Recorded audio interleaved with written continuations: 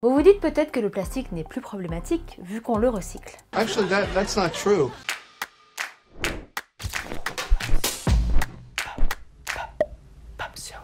D'abord, le plastique, c'est quoi? C'est toute une famille de matériaux synthétiques qui ont ceci en commun. Ils sont constitués de polymères, c'est-à-dire de très grosses molécules, elles-mêmes composées de plein de molécules plus petites, toutes identiques et qui se répètent, un peu comme un collier de perles. Ils sont à la fois robustes et élastiques. Pas comme ton écran, mais plutôt comme Luffy dans One Piece. Et moi aussi, si je veux, je peux le plier. Hein.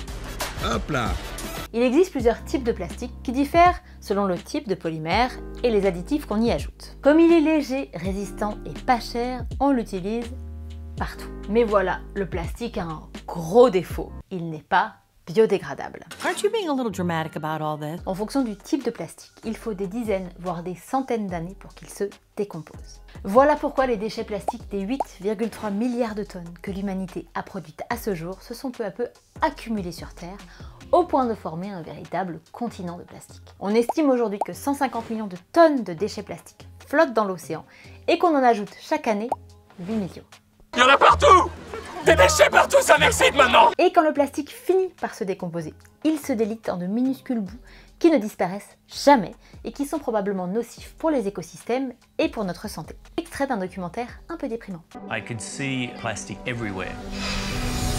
D'où l'idée de recycler le plastique au lieu de le jeter. C'est pour ça qu'on vous invite de plus en plus à trier vos déchets. C'est une bonne chose, mais ça pourrait vous donner l'impression qu'on a trouvé la solution à la pollution plastique, ce qui est loin d'être le cas. On se dirige plutôt vers un scénario à la Wall-E, là, actuellement. Car malheureusement, le plastique se recycle mal, surtout le plastique tout fin des emballages. Pour l'instant, les seuls que l'on sait vraiment recycler, c'est le polytéréphtalate d'éthylène, le fameux PET des bouteilles d'eau et de soda, et le polyéthylène de haute densité, le PEHD, dont sont faits notamment les bouteilles de lait ou les flacons de shampoing. Et encore, à l'issue du processus de recyclage, qui consiste en gros à les réduire en paillettes, ils perdent en qualité. Why does he want to go to the trash? Because he was made from trash. Du coup, les entreprises préfèrent souvent utiliser du plastique flambant neuf, de super qualité et pas beaucoup plus cher que celui de seconde main. Une partie encore de tout ce plastique produit dans le monde échappe à ce circuit et termine dans la nature, sur nos plages, dans nos océans. Whales are eating our precious ocean plastic. Et si on continue sur cette tendance à la production de masse et au faible recyclage,